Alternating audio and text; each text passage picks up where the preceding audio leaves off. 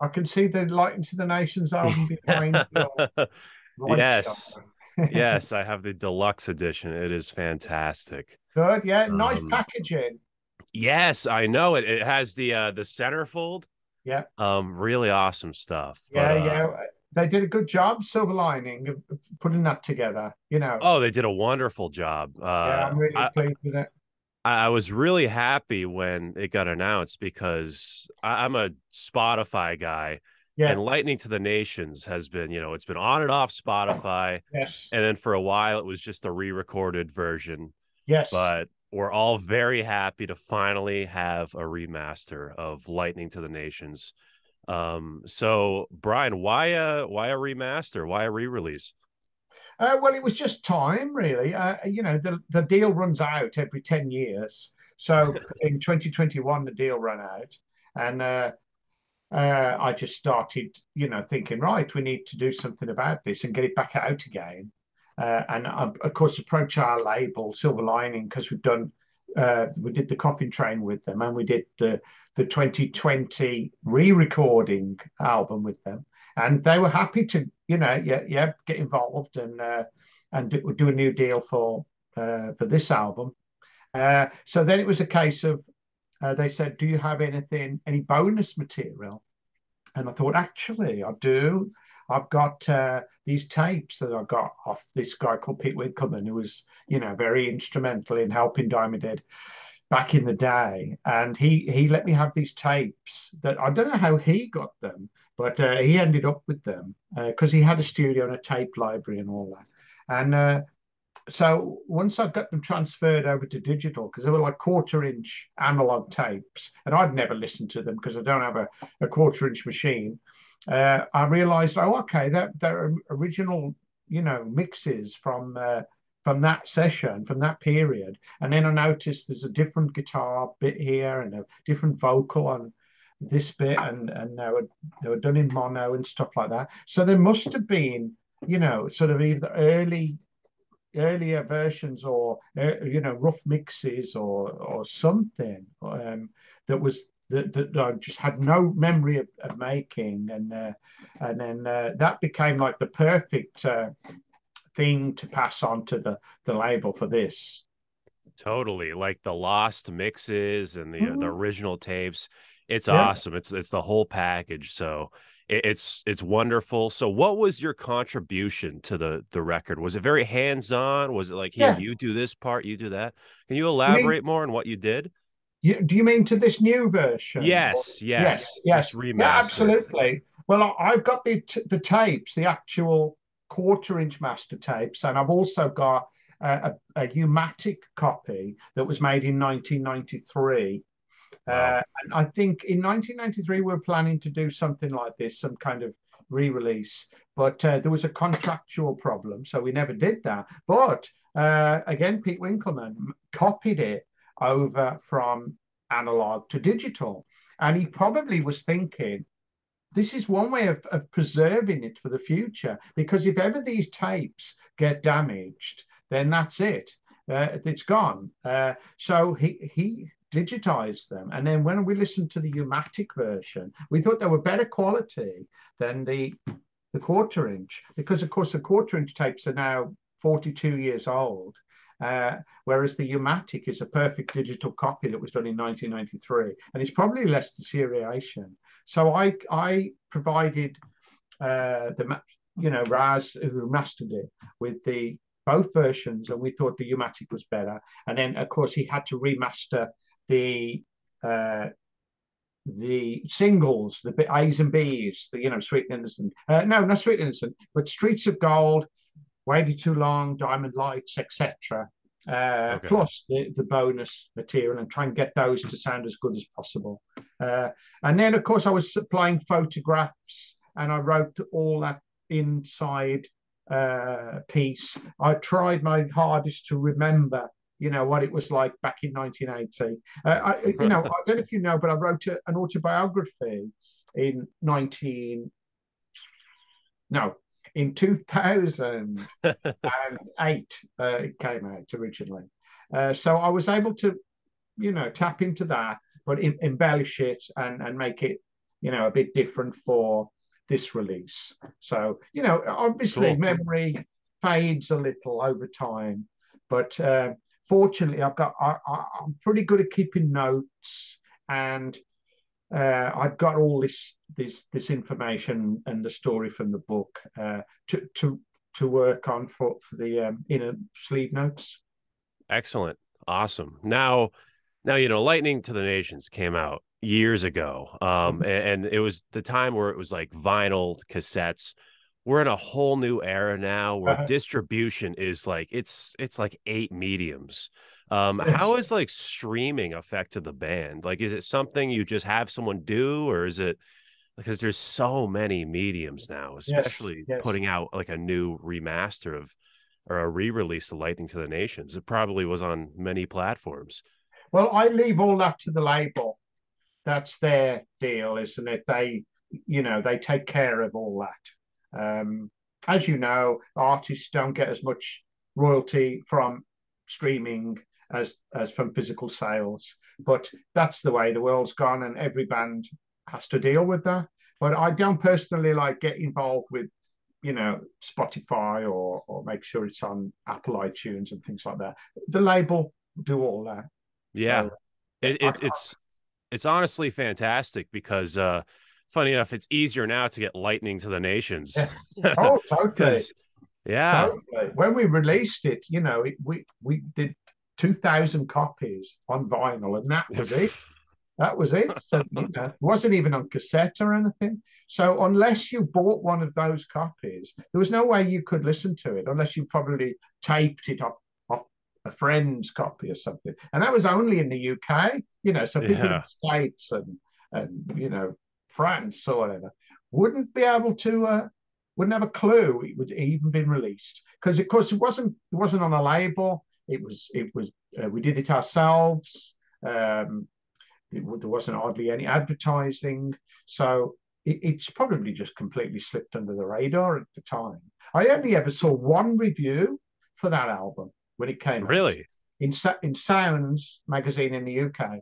A guy called Paul Suter reviewed it, and I never saw another review. So how different it is now, where it can be all over the world and this internet reviews, and I mean, sometimes when we release an album, I'll do dozens and dozens of interviews online like this. But back then we didn't do any press whatsoever, and there was one review, It and was yet it's just out and become that's it. yeah, and it's become this classic album, which is incredible, really, considering its birth. It was done cheaply, quickly, no sleeve design, mail order only The release. White Album.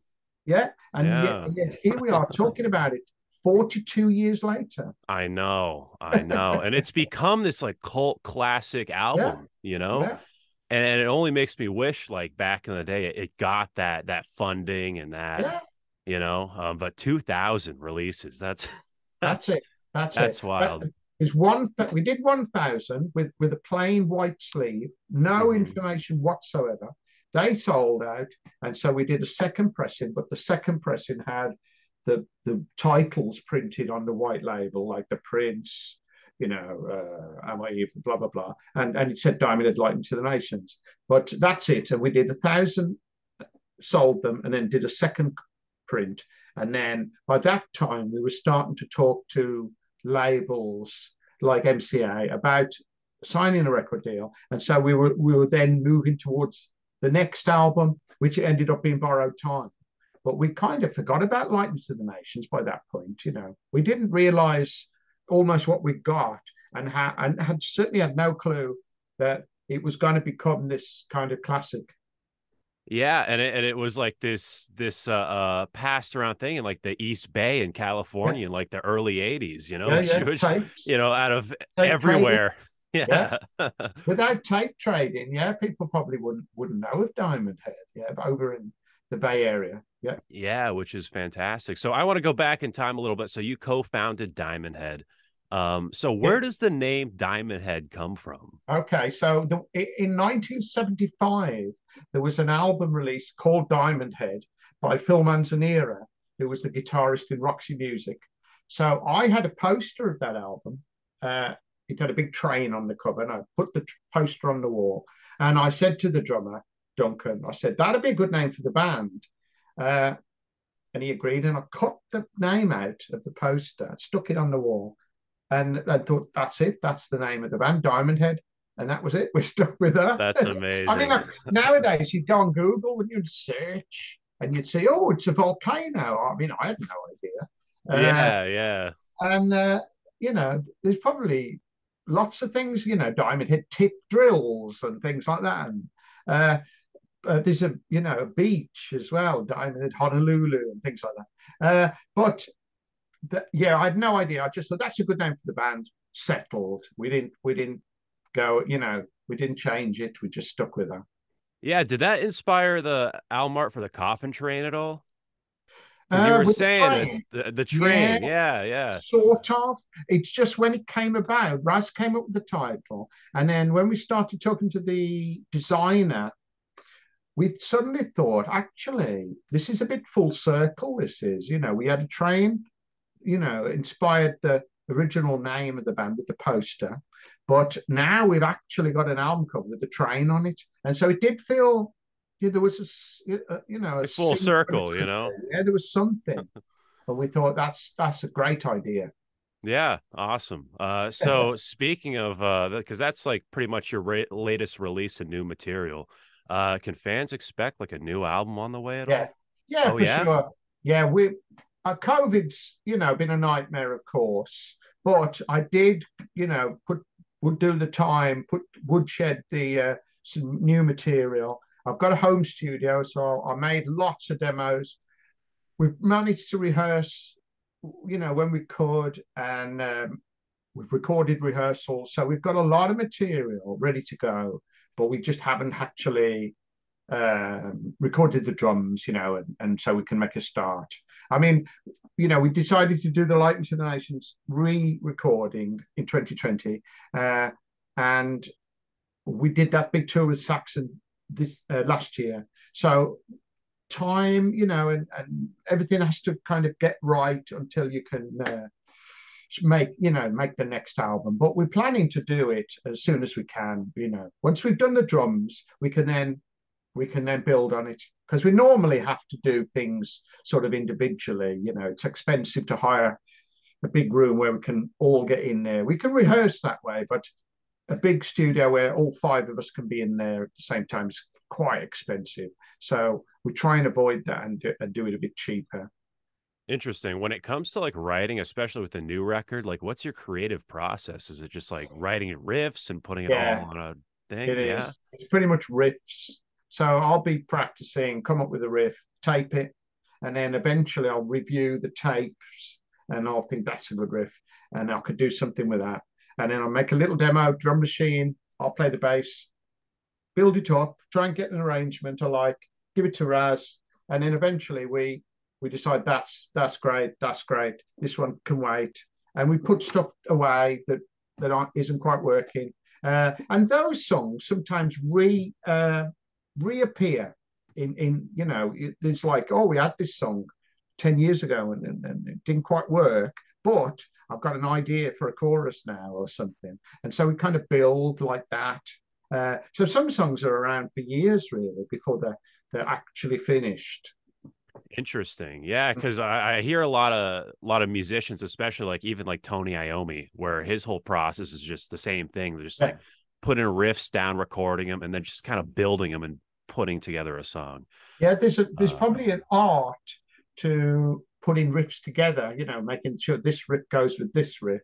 So you're bearing in mind tempo and keys and style to feel. But I did actually work with Tony Iommi. We did a song on the Death and Progress album, and so I went round his house, and he did exactly the same as me. He'd got a cassette with oh, riffs on. really? Yeah, I took my cassette with riffs on, and I thought, oh dear, I'm out of my depth here. And what he did was reach for a cassette from a drawer full of cassettes and pop a cassette in, and it just sounded like mine, but he got his riffs, and I'd say, oh, that's a good one. And then we'd play my cassette, and he'd say, that's a good one.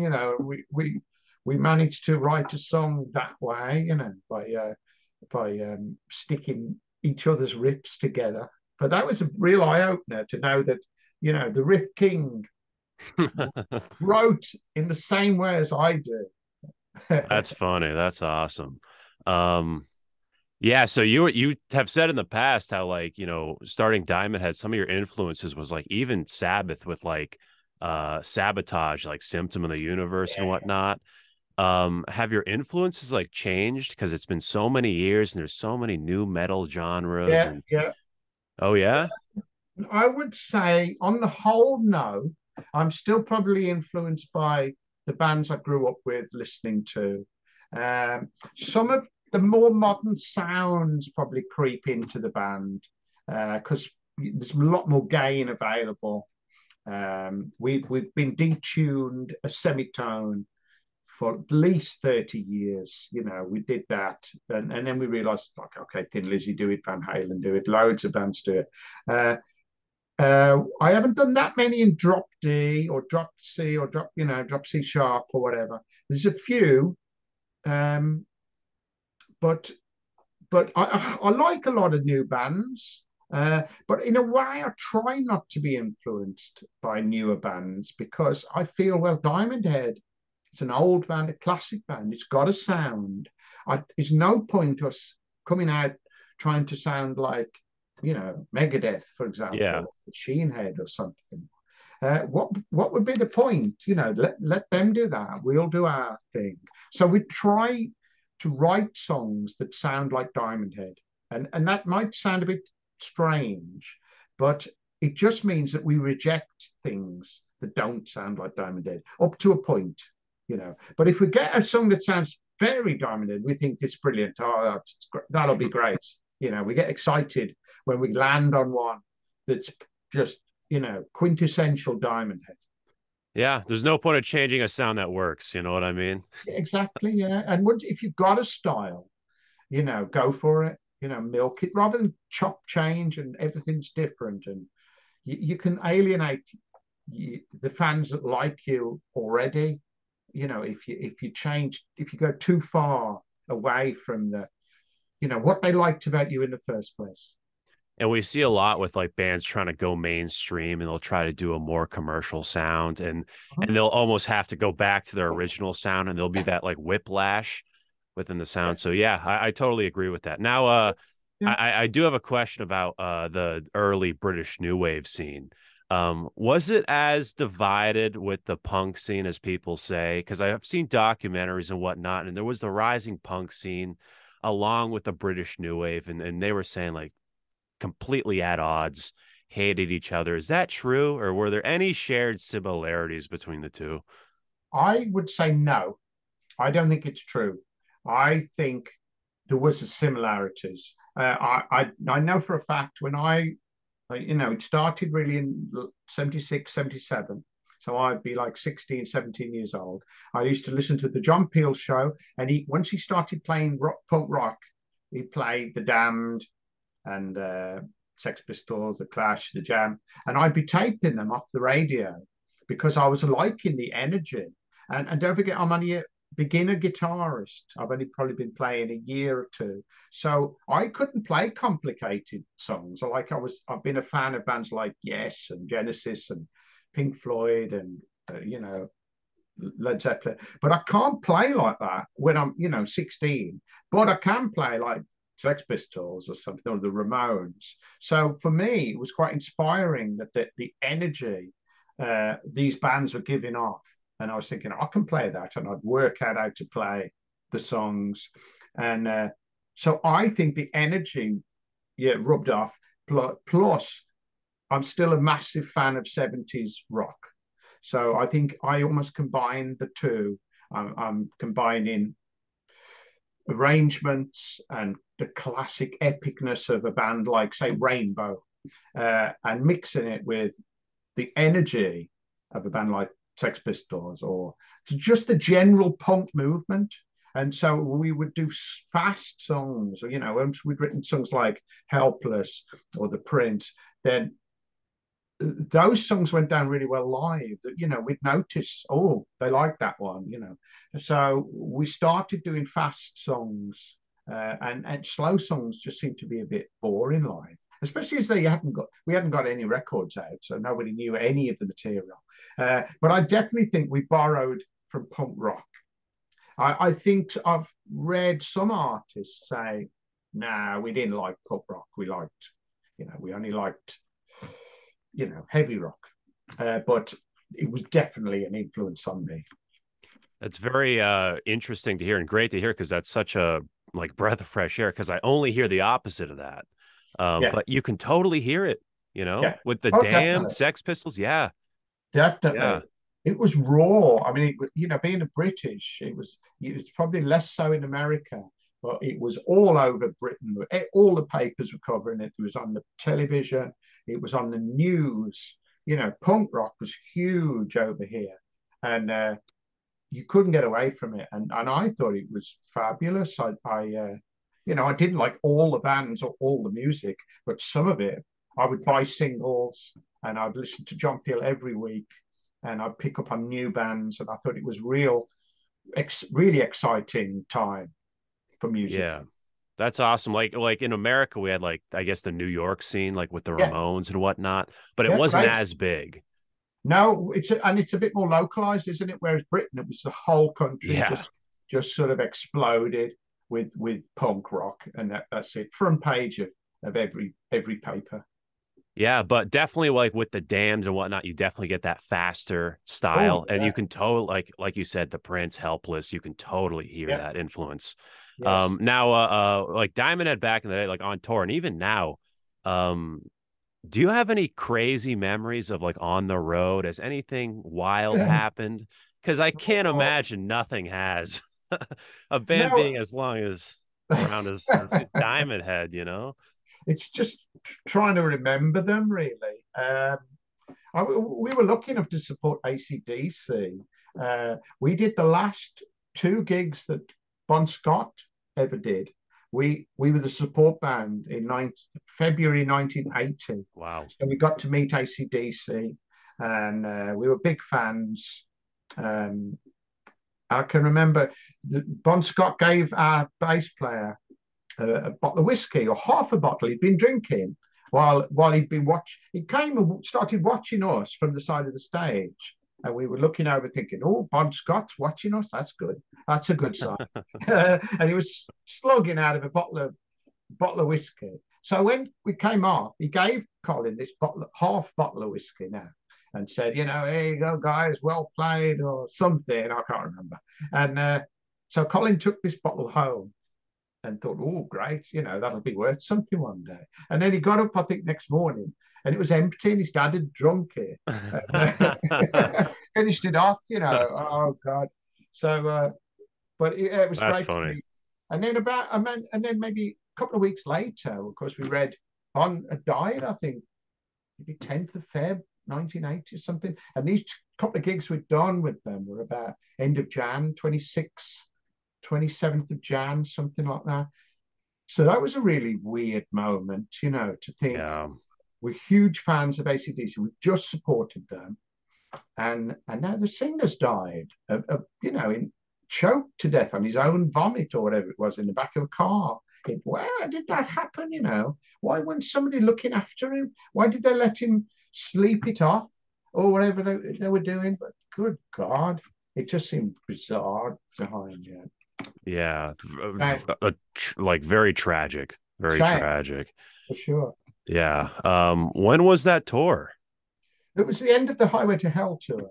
Oh, So okay. apparently, Def Leppard had done the tour. Well, they had because I went to see them, and then they couldn't do the last two dates, so we got them. And their manager, Peter Mensch, came and checked us out because I think he was looking for new talent. And so he came and watched us, and he came to the dressing room, and we had a chat, and this, that, and the other. He didn't manage the band, unfortunately, but it was a nice moment, and it was fun listening to a loud American, tell us Yeah. tell us how it all works. Yeah. Yeah. Now, speaking of tours, would you ever consider doing a tour of Lightning to the Nations again with the reissue of it? um, we kind of missed the moment, probably. Mm, A 40th anniversary would have been 2020. yeah. We toured in 2010.